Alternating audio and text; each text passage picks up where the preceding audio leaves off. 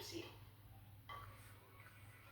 Το μήλο που ψήνεται στην επιφάνεια της μυλόπιτας και μπαίνει μέσα στη ζύμη. Πίσω και ωραία. Αφράτο. Πάμε για το μήλο.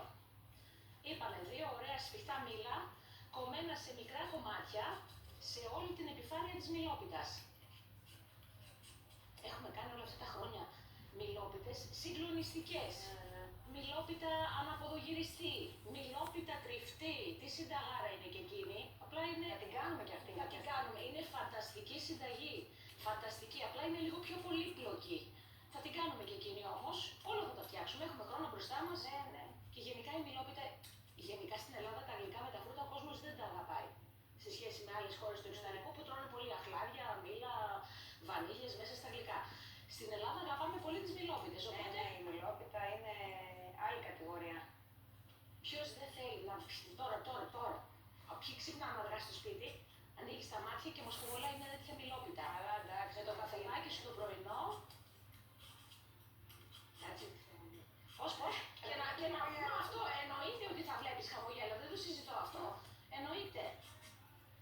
Τις φλούδες από τα μήλα που βγάζετε μπορείτε να τις αποξηράνετε και να τις βάζετε μέσα στον καφέ σας, να τις βάλετε μέσα στο τσάι σας, σε ωραίο άρωμα δίνουνε. Τι ωραία ιδέα. Να βρούμε τώρα μαχαίρι. Πώς την αποξηραίνεις τη φλούδα? Και να αφήνεις εξαιρέτη ή τη βάζεις σε χαμηλή θερμοκρασία.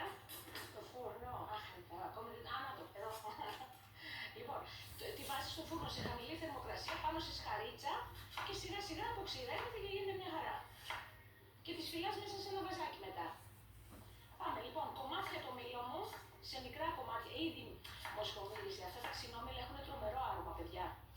Όχι, και θέλω να σας πω ότι στην κουτιά που τρως νιώθεις όλα. Αυτό, δηλαδή το άρωμα του μήλου και τη γεύση του μήλου που είναι πάνω αυτό που θα φτιάξεις τώρα. Γιατί δεν το καταλαβαίνεις εδώ, το κοιτάς, βλέπεις το αμύγδαλο από πάνω, δεν ξέρεις που είναι το μήλο. Εντάξει, στην κουτιά που τρως το μήλο που θα χρηστεί. Τα παιδιά σου τρώνε μήλοπιτα. Θα τρελά, όλα τα παιδιά που αγαπάνε. Όλα τα παιδιά. Λοιπόν, πάμε τώρα να τελειώσουμε στα γρήγορα. Φούρνος είπαμε 160.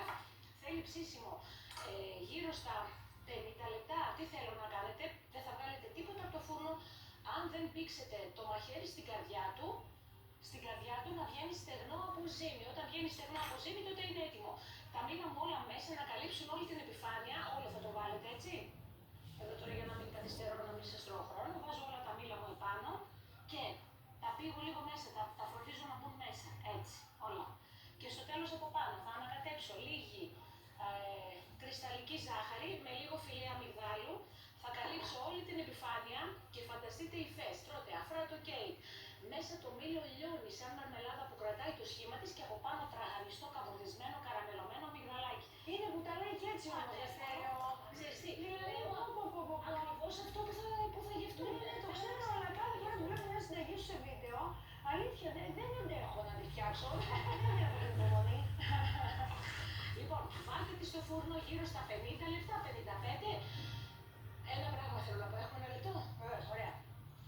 Πολλές φορές φτιάχνουμε μια συνταγή και μου λέτε, θέλω να μου πεις ακριβώς πόση ώρα ψήνεται. Αλλιώς ψήνει αυτός ο φούρνος. Αλλιώς ψήνει ό,τι σύσεις. Αλλιώς ψήνει του Στέλιου. Αλλιώς θα ψήσω ένα γλυκό, ένα κέικ, ένα φαγητό. Εάν το έχω σε λεπτό ταψί, εάν το έχω σε κεραμικό ταψί, αν το έχω στις κουζίνες, στα σκεύη που είναι ακόμα πιο λεπτά. Γι' αυτό τα μάτια σας, την προσοχή σας, τη στοργή και την αγάπη σας πάμε στη συνταγή που φτιάχνετε για να γίνετε τέλειο όπως σας λέω.